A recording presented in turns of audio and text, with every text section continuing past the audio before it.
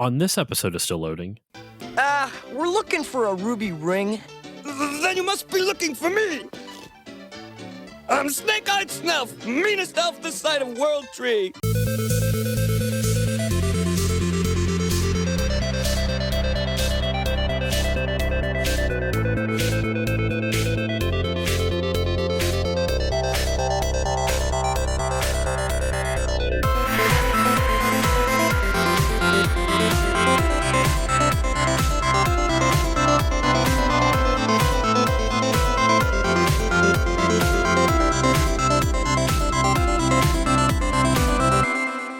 Hello, everyone, and welcome to another Captain N episode, baby. I'm very tired. I'm loopy. I'm all over the damn place. I said in last month's episode we're doing back-to-back recording sessions, and let me tell you, I'm still just as loopy as I was the last session, probably more so, but that's okay because Captain N is a loopy ass show, and it's got weird, zany things happening all the time.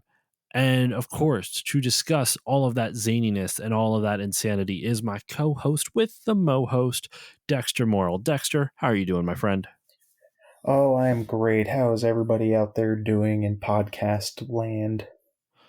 Well, that's actually an unknown section of video land that we see. Yes. You never get to see it. Somewhere. We got to find another warp zone. I'm sure Captain N will show up in a podcast land at some point. It's just a bunch of microphones. Loopiness, I think your loopiness will actually help you make sense of this episode. So we'll see if I can even stay awake. I am running on empty, and that's going to be fun. So, we didn't really do this with last month's episode, so I think we should start off this month's episode with this. What's something that you notice? Like, what's just an observation that you noticed with this episode? I'll tell mine in a little bit, but like, what's a overarching or just a general observation? Just what stuck out to you? I would say the first third of this episode, I felt like I was on drugs. That's fair. That's fair. I was desperate. I was like, oh no. Because when I saw it was Matthew Maurer. Is that the writer's name for this? Yes. Michael Maurer, excuse me. Michael Maurer. Pardon me. Yeah, when I saw that it was him again, I was like, all right, we're going to be 2 for 2 here. This is going to be awesome. And as it was going, I was like, oh no. Because I had the benefit of playing Puss in Boots as a kid and having those memories. And that might have influenced my enjoyment of it and being able to keep up with everything. I'm familiar with Faxanadu and played it once as a kid. I remember borrowing it from a friend. Oh, I guess we should say what the name of the episode is. It's the Feud of Faxanadu. Yes. So I was like, okay, I have slight familiar. And then as soon as the episode started, I was like, I don't think I know enough about this game to know what is going on right now. So yeah, it just felt very unhinged. I also did not play Faxanadu as a kid, and I still have yet to play it, though. I've heard good things about it. I did a little bit of Googling, and it turns out, Faxanadu has nothing to do with the Sean Connery movie Xanadu, that roller disco movie or whatever it is. It is the sequel to it's a spinoff or a side story of another game series called Xanadu, which is also known as Dragons, or part of the Dragon Slayer series from Falcom. So Xanadu is known as Dragon Slayer 2, and this is a spin-off of Xanadu. And the reason it's called Faxanadu is because it's the Famicom Xanadu. So Faxanadu. Yes, exactly. And the thing that they say it the way I did as a kid, Faxanadu. Yeah. Because we didn't know that. We just assumed that was the word. We didn't get the what is it, a portmanteau? It's a portmanteau, yeah. Portmanteau of Famicom and Xanadu. Faxanadu. Right. From what I can tell, it's a pretty popular game at the very least. So I maybe I'll give it a shot at some point. But yeah, so this episode, the Feud of Faxanadu, and I'll give my my observation in a moment, came out on October 27th, 1990, written by Michael Maurer, and the game elements, as we are not surprised, is all about Faxanadu.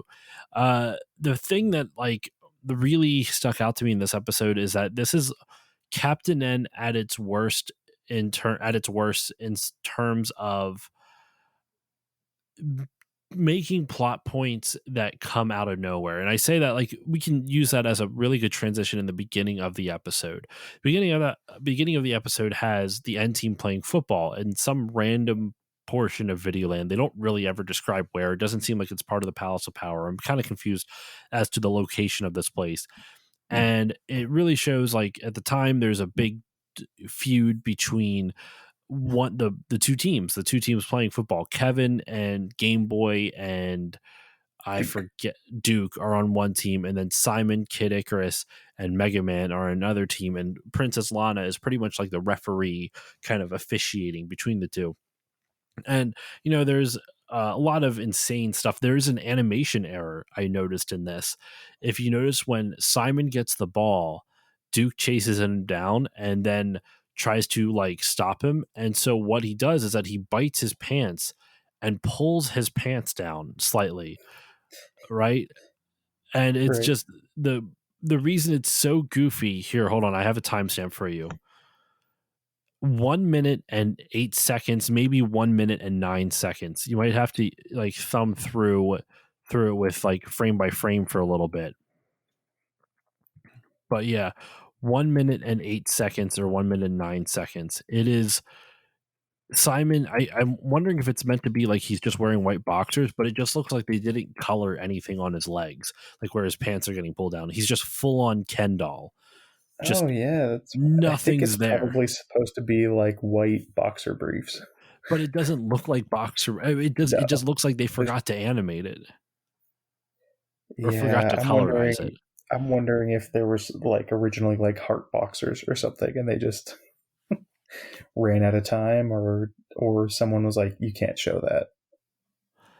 Yeah, I have no idea. I found that amusing though, at the very least. That is. Then they're playing football against each other, and they're throwing the old pigskin around, and they're getting really mad at each other, and it becomes a little bit of a rivalry going on. And so there's a pop fly, a ball flies out, and Kid Icarus shoots his bow and arrow at the ball to, I don't know what he was thinking. Like, what is shooting the ball going to do? You're going to pop it at the worst, and at the best, you're just going to direct it farther in a different direction. Like, it doesn't make Yeah, any sense I think what they're the like, I'm logic going to is. recover this fumble. And then pulls out a bow and arrow.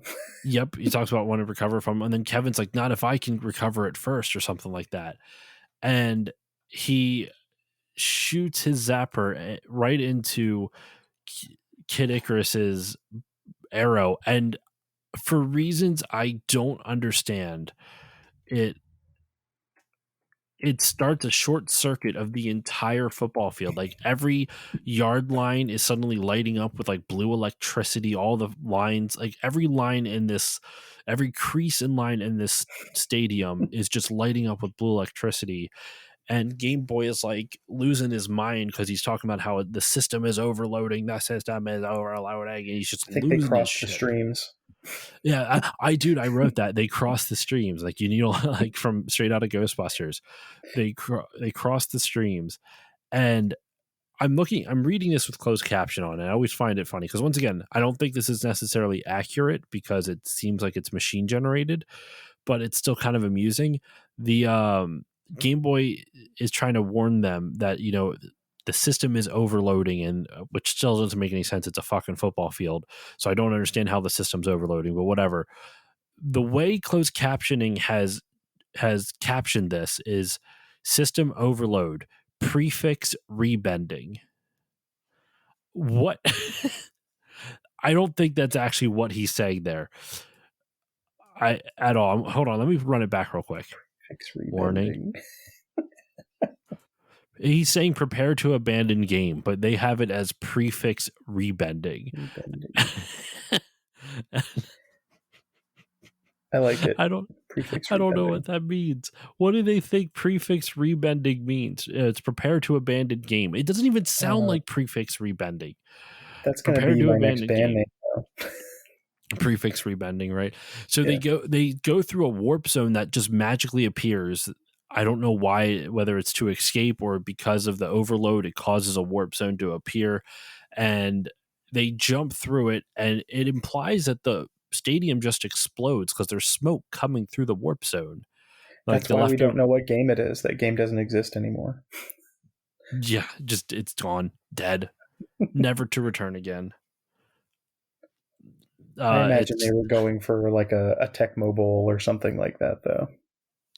yeah, probably. It's just it's just such a weird thing.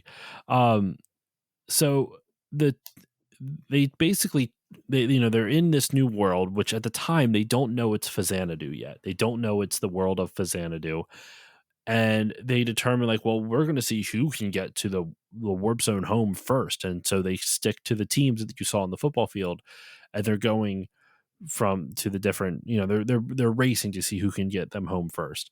And back to my point about like, just there's stuff that happens in this that makes no sense, where like there's major plot points that just feel like it comes out of nowhere.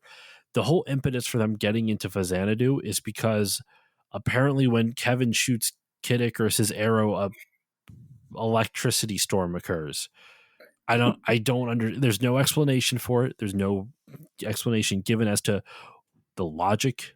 Right. It makes as much sense as the villains from the previous episode just hanging out.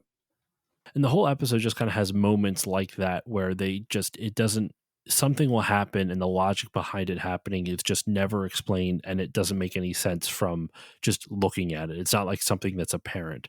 And that's what the show has a lot of that in general, but this episode just really feels like it runs rampant compared to even other Captain N episodes. Right. So And it looks like that happened in the last episode too, because of how the bad guys of Puss in Boots were just there to pick up the zapper. Like it was very kind of convoluted and very, just of the moment kind of, I don't know, very Deus Ex Machina, but to start a story. it kind of was. Just I don't know, the whole the impetus for this whole episode just confuses me. It really does. So they end up in Faxanadu. A trap gets sprung, and they are in like this weird quicksand type of pit. And Kevin's like, "Oh Except man, the I can't quicksand get." is pouring in. Yeah, the quicksand is pouring in. You're right. Um, oh my gosh! And then you meet two elves, and I love their names. Uh, Ralph and Galf or something like that. Ralph and Galf. I was just trying to like listen back to it. Yeah, it's Ralph and Galf. They meet two elves who are making fun of them. And I find it amusing that like, so in Faxanadu's world, elves and dwarves are at odds with each other. They're at war with each other. And usually in like almost any other context, dwarves are the ugly ones, and or troll dwarves are the ugly ones, and elves are like these beautiful beings. No one is attractive in this world at all. No, absolutely not. Arguably, if you have a weird thing, maybe the queen of the dwarves, like she's wearing this really uncomfortable looking corset and she's just pouring out of it. It is really odd. It's a really odd design. Um, this pretty much is how this episode gets set up, where Kevin and Lana and Game Boy and Duke all meet the elves, and they're on the side of the elves, and Simon and Kid Icarus and Mega Man meet the dwarves, and they're on the side of the dwarves. And no one has interest. No one has good names. You have Ralph and Galf, who are the subordinates to the king of elves, who's just what is it? Melphis is his name. Yeah. So and he looks like Elvis. Yes, which at first I took as like a joke about the king, like the king of rock and roll, but then it made me realize like maybe because of like Elvis, like is it a play on that too? Like, yeah, It definitely. I always thought so, but it is still a very strange. I don't know. The The most whole thing is just goofy. I love the design of Melphis. He's so the funny most to me. unsettling thing about him though is he has regular flesh-colored hands and a blue face. Dude, you're right. I actually have a screen cap right here, and his hands look really kind of terrifying. At 5 minutes and 35 seconds, he's like halfway off the screen, and his left hand is just bending back in one of the strangest things I've ever seen. You might have to scrub through it like frame by frame, but it's very uncomfortable to look at. Yeah, it is. Yeah. And of course they don't have him as like young Elvis. He's Potbelly Elvis. Yep, it's older Elvis. And I don't know, like the world itself here is pretty interesting. I like the idea of the war, the like this feud between elves and dwarves, and it's I don't know. It's interesting how it kind of plays out, and then the comedy between the two groups is always really fun to me. Because basically what ends up happening is that they're both trying to get this crystal, and I think that's a good way to kind of move on with this plot instead of because I'm having a hard time breaking it down beat by beat because it's a lot of jumping back and forth, but basically they both are trying to get this crystal that is in this fabled legend that this crystal was created, and it was, the dwarves are like, the elves are the one that hid it from us, and the elves are like, the dwarves are the one that hid it from us, and we have to make sure we get it back, so that way, because the dwarves are going to misuse it and we're the righteous ones, and that's pretty much how it is, and it kind of plays along with very heavy, like ham-fisted and very heavy-handed with the everything going on with the end team of their competition that's happening between the two of them, between the two groups of them, and they Right? both are. Did Sorry, you go on. mention that? Did you mention that Simon and Icarus, Kid Icarus, and Mega Man are with the dwarves? I did mention it in passing, though. Yeah, but they also had like a little snippet of one of the dwarves talking to the evil one as well. Yes, and you don't know who the evil one is yet, but basically he's speaking to a dwarf, and he's like, keep an eye on what does he say? Keep me informed, and he does an evil laugh, and it's really very, very strange. Yeah, very hammy. I love the performance of the evil one in this. It's really goofy and really fun. Yeah, so The best performance is the Guru, though. I know you're getting to that, but that was my favorite voice. the Maybe it's guru because of who's the. like, where's he at? Like, where are you talking about? He's It's the it's guru at for the the five. elves, right? Yes, the Guru for the elves. They go to speak to him, and so that they can find out what they need, like how to get to the key or whatever that they need. And he's got such a bizarre voice to go. He's got like this big Yosemite Sam mustache. It's huge, Um, gigantic. yeah, and I think he's also wearing like a toga kind of thing as well. Toga, Um, toga. and a giant like Mad Hatter style hat with like Hmm. vines growing out of it. It's so absurd. I love it. It is a really fun. It's a fun design. I'm not gonna lie. Like I really like how he looks, and he basically just kind of tells you. What does he say? Like he, oh, I love this. They they they are telling, what is it? The elves kind of tell the end team about like what's going on, and then they go, like you said, they go speak to the what is it? What was he called again? The Guru. The guru, yeah. And they give him a broken piece of the crystal that they're talking about, and he just shoves it into his eyeballs. And then it comes out and it goes up one of his minions' butts. It flies off and goes up like Ralph's or Galf's butt. It's very strange. But it basically is supposed to tell them where this hidden crystal thing is, and you find out that it is. They mention it's in a world of uh like smoky. It's a misty. Like there's a lot of mist, and he says, "Oh, it must mean the misty place that's inside of the world tree. It's a town inside of the world tree." And so to get there, they need a key to enter through the gate to get to this misty village or whatever. And you find out that the queen of the dwarves has this key that she worked, and the whole plot doesn't make a whole lot of sense because place she gets the key is from the evil one. So the evil one, I guess, just for some reason, they don't really quite explain it. They say that he's been banished from the world tree, but they don't say what's keeping him out of the world tree. So he's kind of pitting the elves and dwarves against each other, so that way he can use them to get inside the world tree, and he can get the crystal back and take over the world. Um, I don't, this episode has so much happening in it so often. There's so many scenes of like when we mentioned the other half of the end team or with the dwarves, and like the way that happens is like they're just kind of wandering around and they accidentally spring a trap, but the queen of dwarves gets captured in the trap that they spring.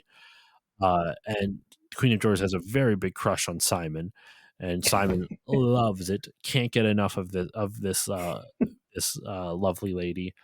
Um, I don't know. The episode just it jumps around so much. I can see why you said at the beginning you felt like you were on drugs, because like between the designs of the elves and the dwarves, between the plot just going at breakneck speeds, just careening through this 21-minute episode. It's a pretty wild episode.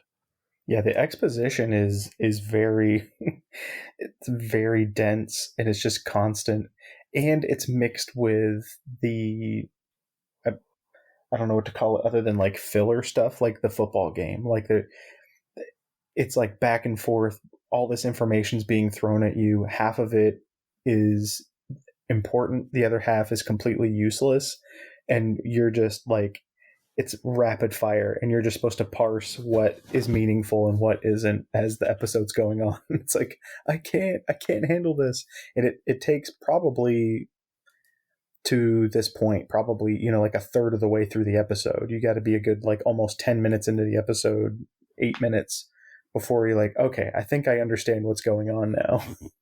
Remember, a third of the way through the 10 minutes would be about a little less than Yeah. halfway. So I guess Um, it's, like 8 minutes it takes probably. yeah. Well, and actually, around the 8-minute mark is where the queen of the dwarves gets the key, or I think gets a key from, you find out later, is the evil one. They all try to head across a bridge at the same time. The dwarves and the elves. They all get on it at the same time, and of course, chaos ensues, and they almost fall off. And Kevin does one of this is another one of those moments where I'm like, what the fuck's happening? Because they get trapped on the bridge, and actually moments before that, the dwarves and elves are fighting each other. They just throw mud at each other. Yeah, I it's always thought that was kind of slingshots. weird. Yeah. Slingshots and mud, it's very goofy. So they head across the bridge, and it's too much weight on the bridge, and it's about to fall. And Kevin uses his power pad to first, he like shoots a rock that like for some reason keeps the bridge, like it basically falls down and pins the rope of the bridge into the ground for a little bit longer. And just enough time for everyone to get off. So Kevin jumps up, and I really don't understand what he did. I'll be honest. He like did Yeah, this fancy power pad move, but I don't understand how he actually helped everyone except for keeping the bridge there a little bit longer, which he did not need to jump around to do. no. Well, first he throws the key, right? Or did The someone queen else throws throw the the key. key? The queen throws the key so Queen it throws the doesn't go key. down with them. Right. Yeah, then he lunges, but he doesn't jump forward. But then he does. It's really hard to parse out the animation. Yeah, he jumps forward, shoots the stalagmite. I always forget which one it is, so that Whatever it it is. lands and pins down the rope. But also, his jump took him to the end, so he was safe. Yes. And yeah, I guess it's just because one of them shouts like the post is slipping or whatever, because like the post holding the bridge. Mm-hmm. But yeah, it's really convoluted. And then it's important for later, but when the dwarf is about to grab the key, Kevin jumps and steps on it and like pushes it down into the mud. Yep. And I actually am at that scene right now and like kind of like scrolling through it as we're recording. And yeah, because Kevin takes the key from the queen, goes through the gate, and closes the door behind him. So now the queen and the other half of the Captain N team, that they hate each other right now, Simon and Kid Icarus and Mega Man, they're kind of stuck. So what, honestly, kind of a clever idea. Mega Man asked the queen if she has any more gold coins that she used to pay for the key. She's like, yeah, but not enough to buy another one. He's like, oh, don't worry about that. And he takes the coins and he melts them, which is what you're talking about. Because Kevin stepped on the key, it created an imprint of it in the ground. So Mega Man kind of smartly used it as a way to form to as a mold for another key. Which, can we just talk about the design of that key? it makes. I'm looking at it right now.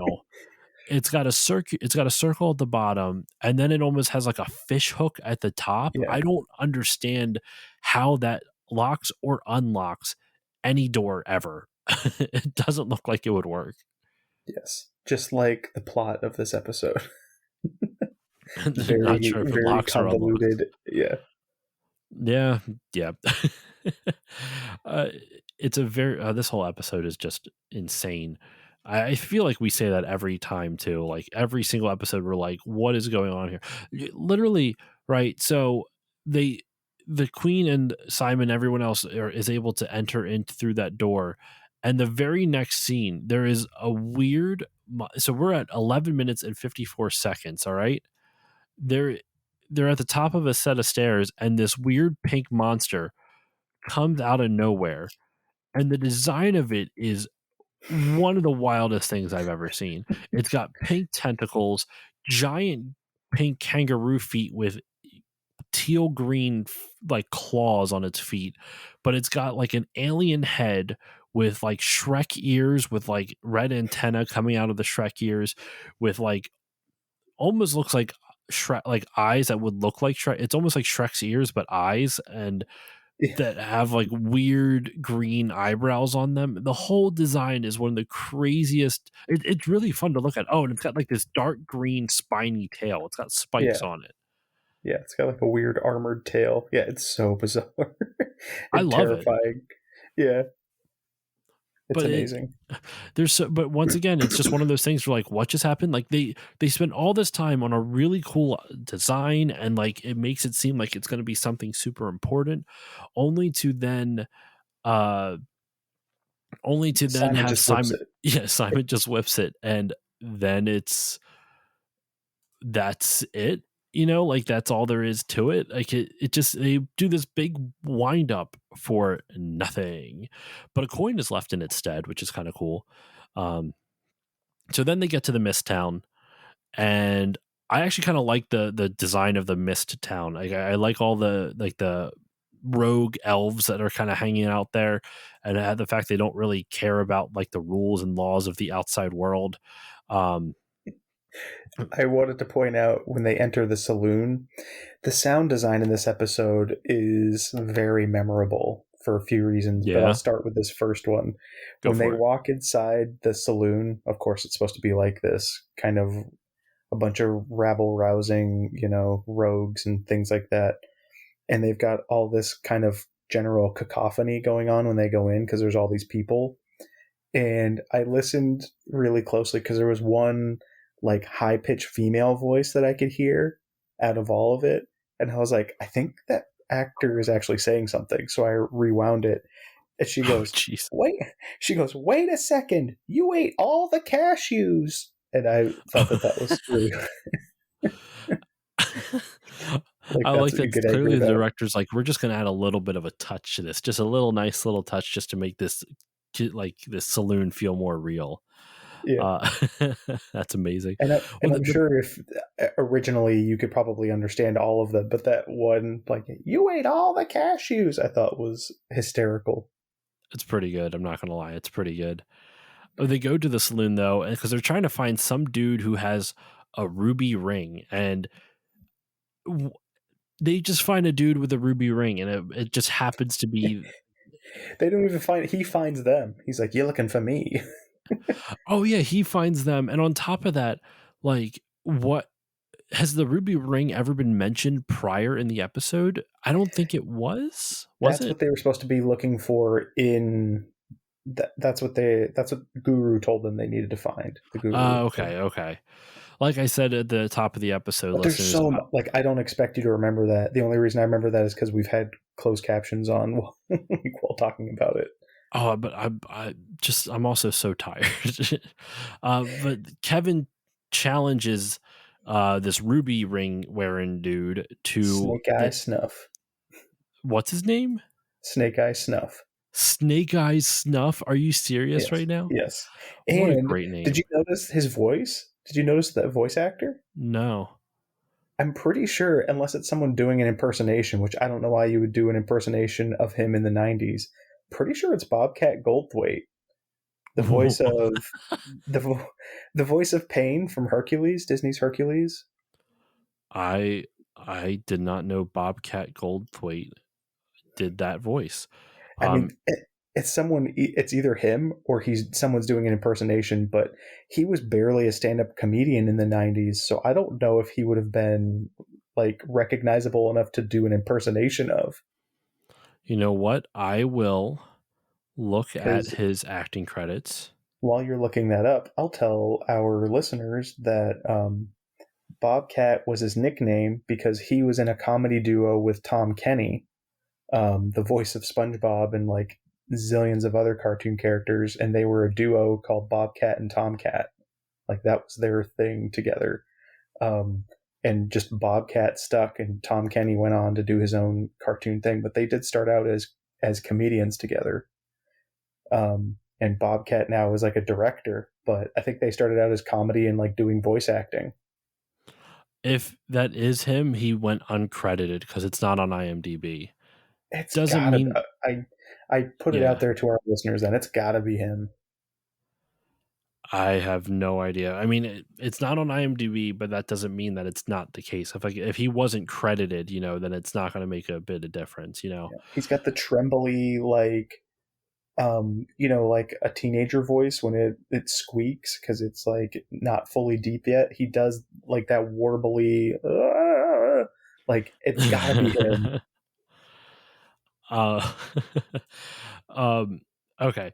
They have this contest, and it's basically like this obstacle course that's like hovering well into the air. And Kevin and what's this dude's name again? I'm sorry. Snake Eye Snuff. Snake Eyes Snuff. And the way Kevin defeats him is that Snake Eyes tries to cheat when they're both swinging on a rope. And it's like one of the longest rope swings I've ever seen.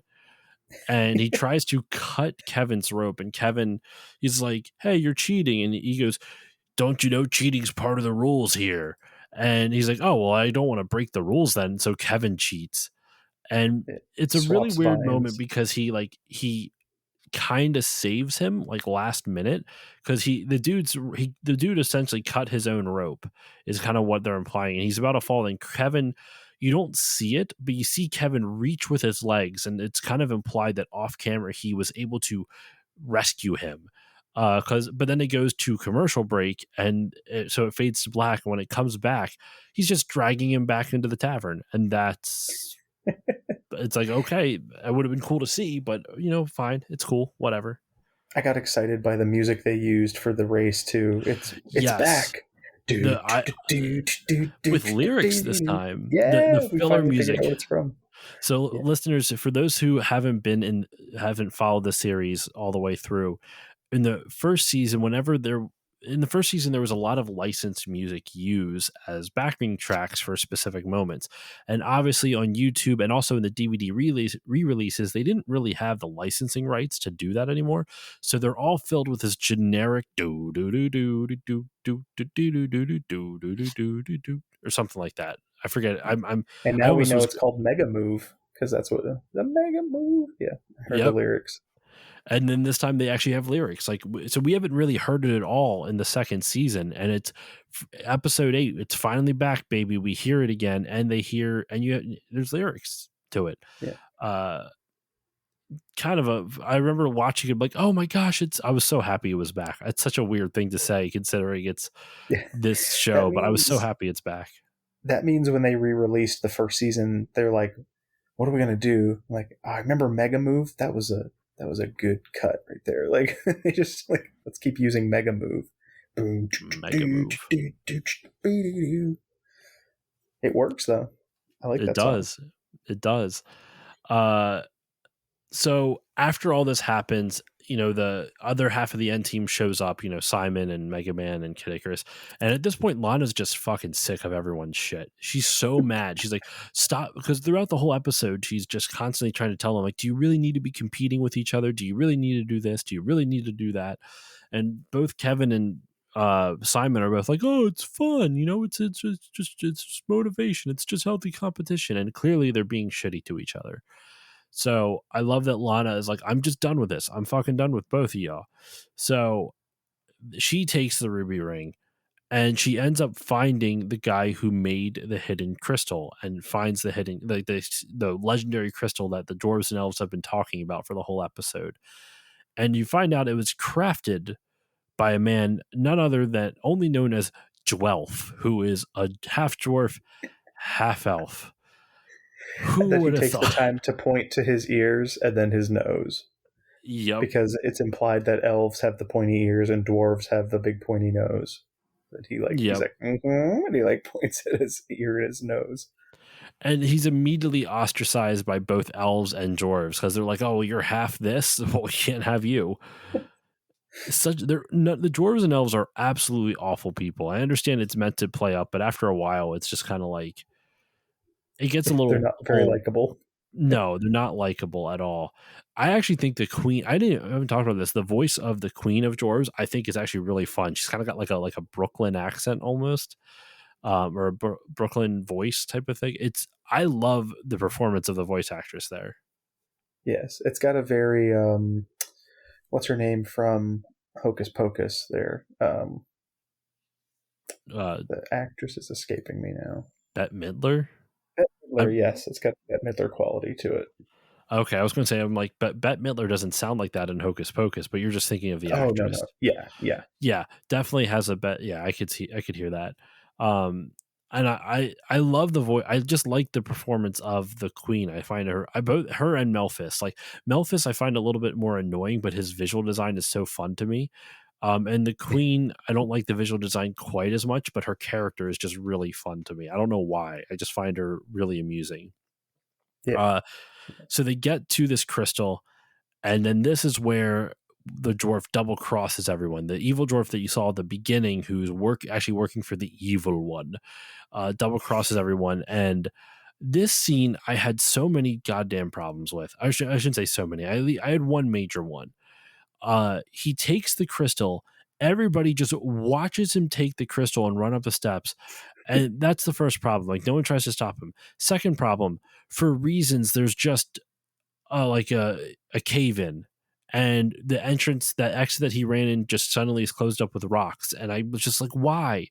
There was no earthquake. I don't I'm wondering understand. if it's implied that he used the crystal to do it. Maybe that's the case, but yeah. So he takes it to the evil one. They have to find another way out, which literally Dwelf is just like, here's another exit. And so it's not like it's even hard to find another exit. He just says, here's another exit. They come outside, and then you're facing the evil one with the crystal that has the four different elements: wind, water, air, wind, water, fire, and earth. And he starts using it against them. He creates a tornado, tries to knock them off of a tree branch they're on. That just kind of knocks them down. Doesn't really knock them. Well, it does actually knock them off. And one of the end team has to ride. Let me get to it real quick here.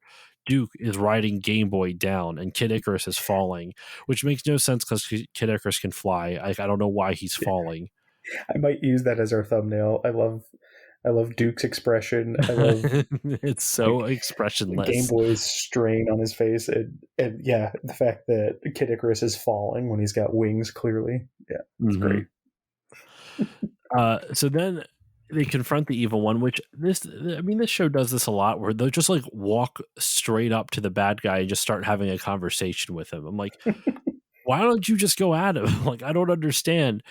He freezes them all, and Mega Man uses his power, his like energy jets, or sorry, his like blasters. Energy jets. I am so fucking tired today, listeners.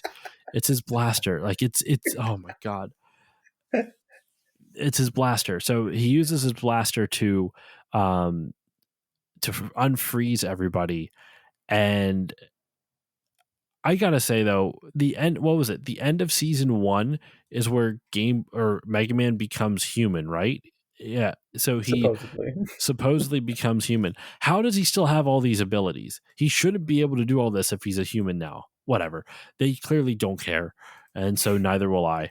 Um, the end team starts fighting him. Kevin is able to distract him a little bit, but ends up using all the power in his power pad. Simon ends up saving him, and the crystal ends up getting thrown into a crevice, like a fissure opens up, and it falls down in there. And when it closes in, it destroys the crystal.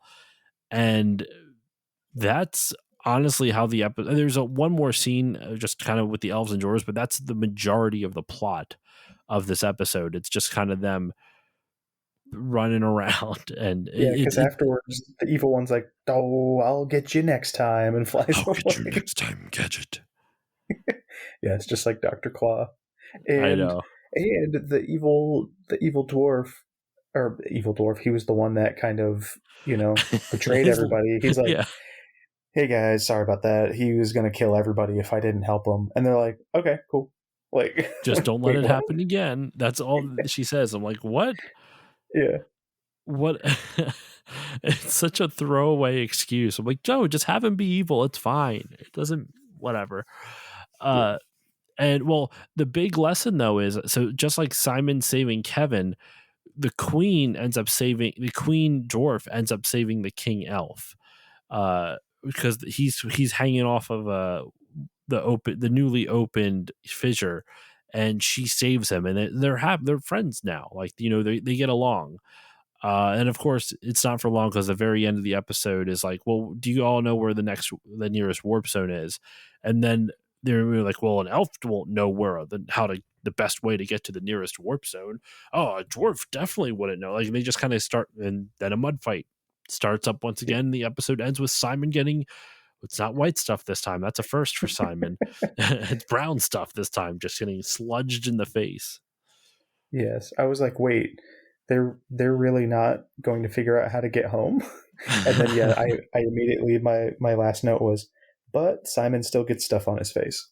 Simon always gets white stuff on his face. At least some type of sludge. That seems to be the only one of the big connecting through lines. Simon just constantly getting creamed in the face. And he doesn't even get a chance to wipe it off. It's almost like freeze frame splatting still, like, and then Yep. And then like immediate cut to credits. It's so awkward. That happens a lot in this season, I'm noticing, where the credits just kind of show up very abruptly. The episode ends and just credits. We're here now. Are there any final thoughts on the episode, though, Dex? I feel like we kind of burned through the last little bit pretty quickly, but is there any other things that you want to bring up with this? My final thoughts are my apologies to the listeners if they have no idea what we were just talking about. Because we had no idea what we were just talking about. Exactly.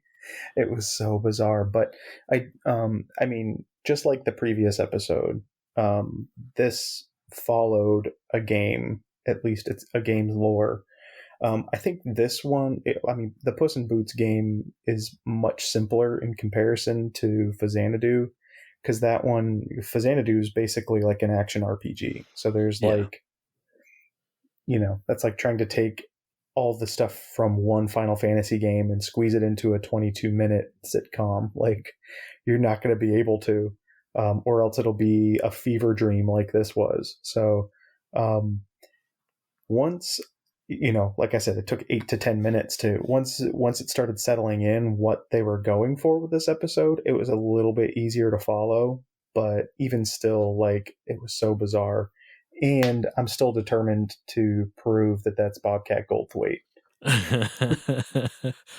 Listeners, if you know if it was Bobcat Goldthwait or who it was, please write into the show. It'd be very much appreciated.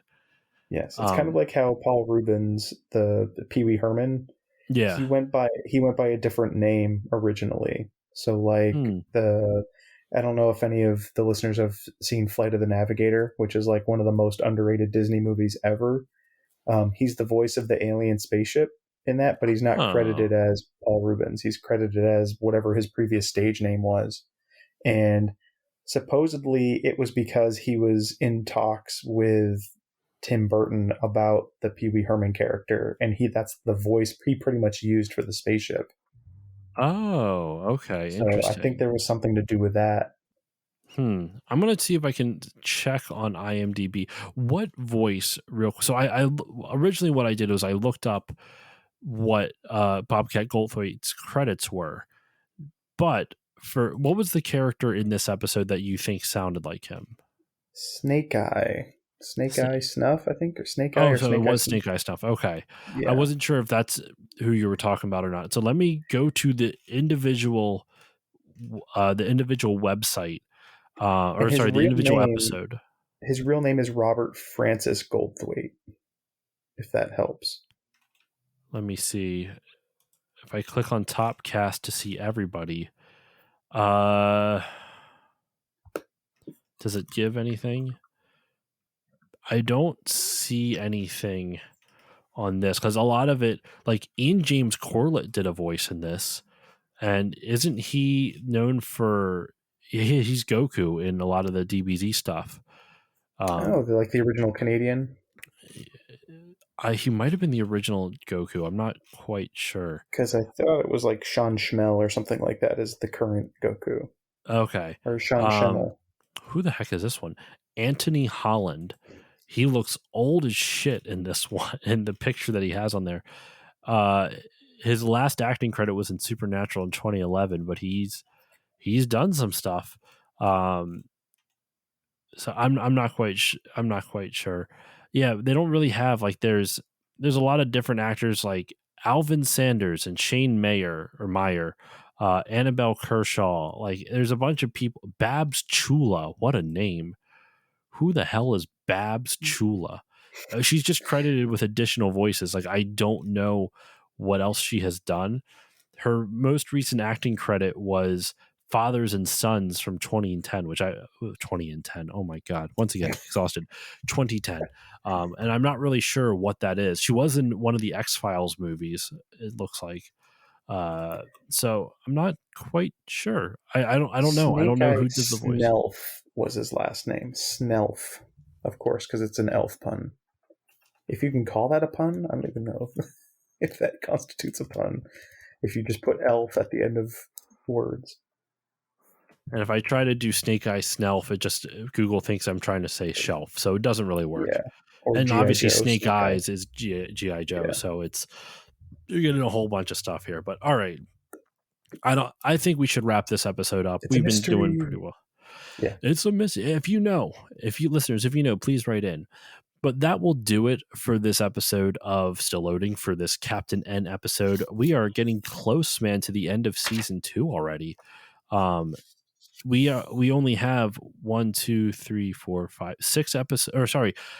episodes left of season 2, because 6 is just a clip show. It's When Mother Brain Rules, and it's just a clip show from assorted moments from the first 2 seasons. So I don't know exactly what we're going to do with that, but there's only 5 episodes left of season 2, and then season 3 is going to be weird because those episodes are only 15, like 10 to 15, or like 10 minutes each or something like that, because they shared the series was reduced to 11 minutes, and it shared a half-hour time slot with Super Mario World. So 7 were new, and then 6 were reruns. So I don't know exactly what they mean by that.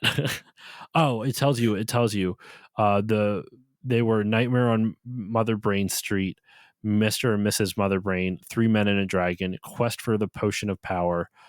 No footage was cut, but was split into 2 11-minute parts, with the first part airing. Okay. So yeah, they just kind of the Invasion of Paper Peddlers. I'm assuming that's later on this season. That's the one we need to get Gabe back on for. Gabe swore. That's the one did he ask for that one specifically? Paperboy. Yeah, I think so. All right, I'll have to reach out to him then soon, because that's going to be, if I'm mathing this out correctly, Dexter. There's no new Captain N next month because it is Mario month. So the next one will be in May, then June, July, August is when that episode with Paperboy would be due out. So we got a little bit of time until then. But yeah. That should do it for this episode. Thank you all so much for listening. And now you got a little bit behind the scenes of like what our ideas and plans are going forward with this. But Dexter, where can the good people find you online? Oh, everyone, come one, come all, come find me on Instagram or Facebook or Twitter, if that still exists. You can just find it under my name, Dexter Morrill, DexterMorrill. So that's where I am. That's usually where I'm sharing artwork or retweeting awesome video game history stuff, usually from our pal Stefan Reese, or sometimes I'll even be talking with Gabe on there, Gabe Swar. And you can talk to me too. I share my artwork, other people's stuff. I'll be there. And as usual for me, you can follow me on Facebook, Twitter, and Instagram at StillLoadingPod on all of them. And once again, if Twitter is still alive, actually, I'm also over on Hive Social at StillLoadingPod and also Twitch at StillLoadingPod. I always forget to shout out Twitch. I stream usually twice a week, or I try to. So still at Still Loading Pod over on Twitch, usually on Tuesday and Saturday nights, unless there's a recording session, which actually this is a Saturday, the day we're recording this. And I have a recording session tonight, so there's no stream tonight. But anyway, if you want to support the show, you can do it in a number of ways. You can give it a 5-star rating or review on Apple Podcasts / whichever podcasting app you use, because that helps more people find the show, and it makes me feel warm and fuzzy, and I like the feeling warm and fuzzy. If you want to support the show another way, you can go to patreon.com/stillloadingpod, and if you send me a couple of your hard-earned dollars, I will return to you some bonus content. For $1 a month, you'll get all the episodes, all the mainline episodes a few days earlier at a better bit rate. As well as I started this year voting, which will happen, I'm hoping quarterly, but it will depend on my schedule. But basically picking games to talk about for an episode of the show. So I actually already posted the first one, and so far Siphon Filter is winning. So it's looking like Siphon Filter might be the first official game that I cover from a patron poll, which is kind of cool. But that's all for $1, and the next tier up is $4 a month, and you get everything at the $1 tier, all the voting rights and all the episodes a few days early. But you also get 2 bonus mini episodes a month, and one of those mini episodes is a series of me torturing myself through 220 bootleg games on the My Arcade Gamer 5 portable system, featuring such classics as Curly Monkey 1 and 2 and Homing Chicken. Who doesn't want to learn about such classics such as that? So that's for $4 a month. And then for $5 a month, you'll get everything else at the previous 2 levels, plus access to Still Bonding, which is a James Bond podcast where my friend Erica from the Monster Madness podcast, her and I bond over 007, and we are going through all of the James Bond movies. At the time this episode comes out, it either has just released or will release an episode of Still Bonding on Her Majesty's Secret Service, which was George Lazenby's one and only outing as James Bond. So be on lookout for that. But yeah, that's all that I got going over on Patreon. And of course, the final shout out is the Bit by Bit Foundation. The Bit by Bit Foundation is a nonprofit organization whose mission is to put video games and video game consoles in the hands of kids receiving inpatient care at hospitals. So if you want to support them, go to bitbybitfoundation.org and consider donating. That will do it for this episode of Still Loading. That will do it for this Captain N episode. Dexter, once again, thank you for joining me. Thank you for having me. And we will think of you the next time we play video games. Thank you all for listening. Thank you. Bye.